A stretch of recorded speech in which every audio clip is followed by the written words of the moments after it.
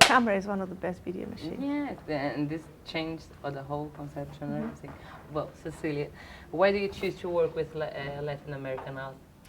Well, I mean, I actually spent quite a few years in Venezuela. I have a Venezuelan father, and I find that because of the way that the art world works and the art historical context works, Latin America as a continent has been quite invisible from the art history books and also from the contemporary arena for many, many years, especially internationally. It was very much presented under some sort of frameworks that were often stereotypical and they were exclusive. You know, in the 1980s with multiculturalism, they were, you know, Latin America as Africa and Asia were given the voice, but under this kind of idea of multicultural, you know, and I feel that, you know, as we evolve in time, we need to create these platforms of cultural and artistic exchange. And I've chosen Latin America because I feel that is something I've learned a lot, and I think especially in Latin America there is a very, very large interest in production of art.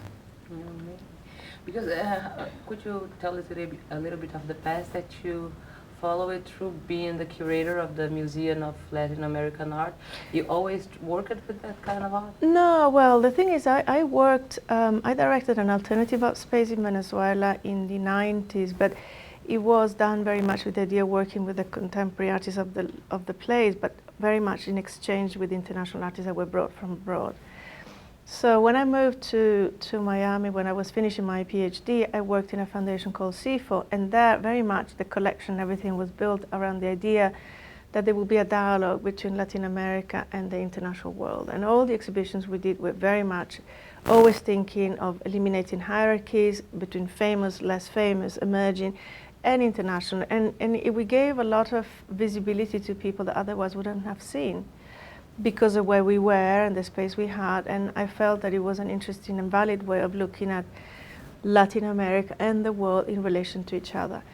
Then when I was moving back to Europe, I was called and offered to work as a chief curator at the Museum of Latin American Art, and I thought, oh no, it's such a horrid museum, because it was for me a very, very stereotypical museum and the only museum of Latin American art. So I thought, well, I may do it. And then I decided to go and to kind of have the opportunity to change it into a platform that we could really talk, discuss, and write historiography of art from a perspective which is more serious, broader, academically more sound, and that's why I'm there.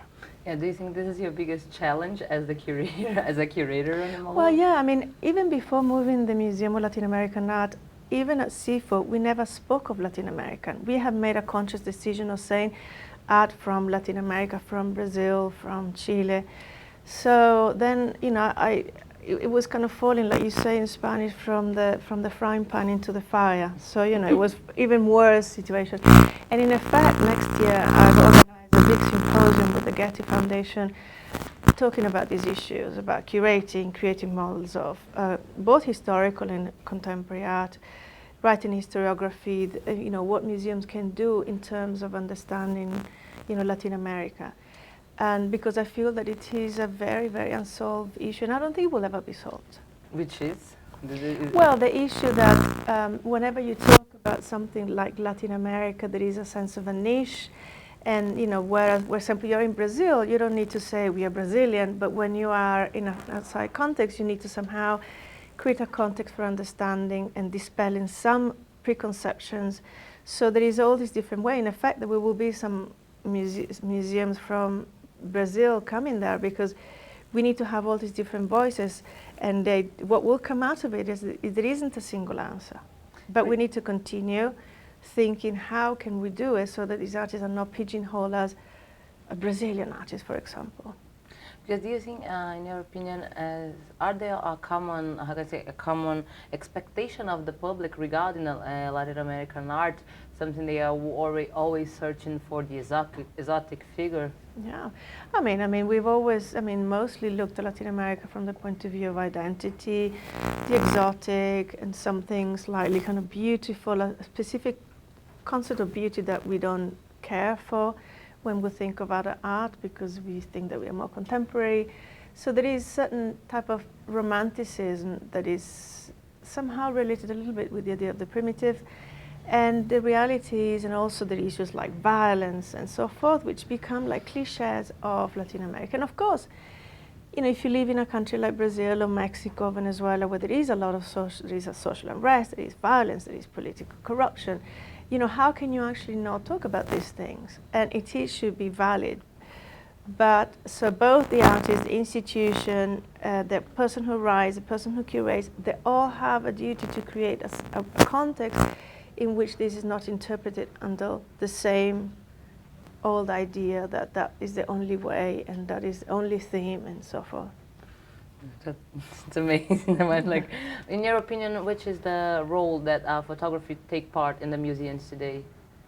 Well, I mean, the thing is, I guess probably we could say that photography is one of the most widespread art forms in today. And I really think because contemporary art is so challenging, somehow photography, because the subject matter is the real world, there is no, I mean, it's a little bit like talking the difference between a violin and a piano. Piano, you have the notes already made, so the notes are the real world, so you can recognize this thing even when you're kind of abstracting the images. And a violin, you produce the sounds from scratch, so other works may be more challenging, more difficult. So somehow people tend to relate to photography in a slightly more, I guess, easier way, even though sometimes the subject matter is difficult. So I think that's one of the reasons. And also photography has actually played sometimes a difficult role in the sense that they have adapted to the art market well. They created these kind of large formats which are quite impressive and people like the kind of glamour of big things. They can be very chic and they can be all sorts of things. So I think photography has cons and pros in the sense that in some ways is a language that is accepted, so you could do a lot of things, transgress in many different ways, and on the other hand, you know, it can be, I guess, something relatively harmless and not very powerful. Okay. Do you have, as working with Latin American art, do you have, how can I say, concerning about how to promote Latin American art?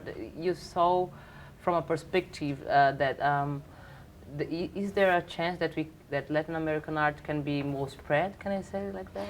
Yes, no, I believe in that. That you know, definitely. I mean, if you think, you know, in Latin America, especially, I think, for example, Brazil, Mexico, Colombia, to just name a few, Argentina, Chile, has a really, really interesting and profuse art production, and there is scope for more exchange, more avenues for exhibiting this, and of course there is a lot of artists who do live abroad and come in and out and so forth, which I think is a valid way of doing it. I mean, though you have to be fairly successful to have that opportunity to come out. So I really believe also in the idea that we have to give an opportunity to the really emerging artists, the artists who are really beginning, and so that they are given, you know, the platform. How do you find them? Because like you work in a museum in California, then you need to be in contact with people from all over the world. How do you find the new artists? Yeah, I mean,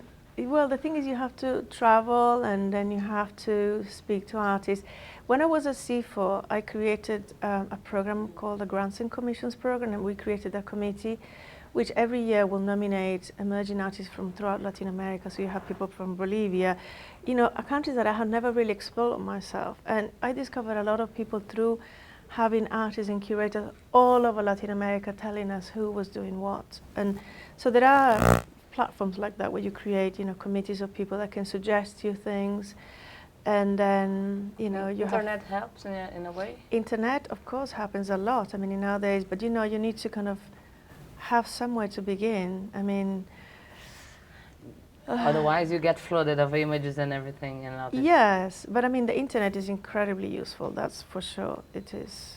Do you think it's possible for us to set, how can I say, a Latin American artwork or a photography, something there is, is an identity of Latin American art or photography which goes further than the geographical boundaries? You know what I mean? Like, what does make an identity of Latin American art or photography? I mean, that's a really tricky question. I actually almost do not want to use that word, Because the thing is, just, you know, I believe very strongly in specificity, cultural specificity. You may have an artist, I don't know, let's say Nelson Lerner, to use a known figure, whose art production that comes from further back was very ingrained in Brazilian social and situation, artistic situation, but at the same time, it was actually embedded in the general kind of language of conceptual art and so forth. And so even though there are specificity, there are very universal aspects about his work that allowed his work to travel and go abroad and talk about Brazil and Latin America and the art and so forth. So I believe that we have to always kind of move into this arena of being both things. I mean, when you look at something like a Biennale now, you know, often, unless you see the name that, you know, you don't know, and often you wonder that it is an artist that is from England that is working, there was an artist there that worked with Ecuador, but she was, I don't know, from Belgium, and I thought, that's interesting. Why is she doing this? And she seemed to have been brought up in Ecuador. So there is constantly the situation where you don't really know why people choose that. And then you have people like Francis Alice, who's Belgium, and he's producing his art in Mexico. And, you know, artists like Melanie Smith, she really believes that, you know, this desire to go abroad is completely an overkill. I mean, people should be more interested in their own context. So I feel that there is no way of actually finding out, you know, say, oh, this is a Brazilian artist. Sometimes you find some features. I guess, you know, even tomorrow for the talk on photography, there are certain things that I can say characterize Latin American photography, but I wouldn't want to use as a generality. Then you have to look at the work and say, this is Nuno Ramos, is not because it's Brazilian. Of course, there are, you know, it becomes very broad, and then it has to run very specific. I think with historical art is the opposite. You have to begin very specific because about the historical context, and then you become broad. But with contemporary art, you need to begin, you know, very broad and almost kind of universal, and then go into the detail. But I don't know how to explain it. But I don't really believe in this idea of identity anymore. Thank you very much. I think it's very good. Normally. We finished? Yeah. Okay.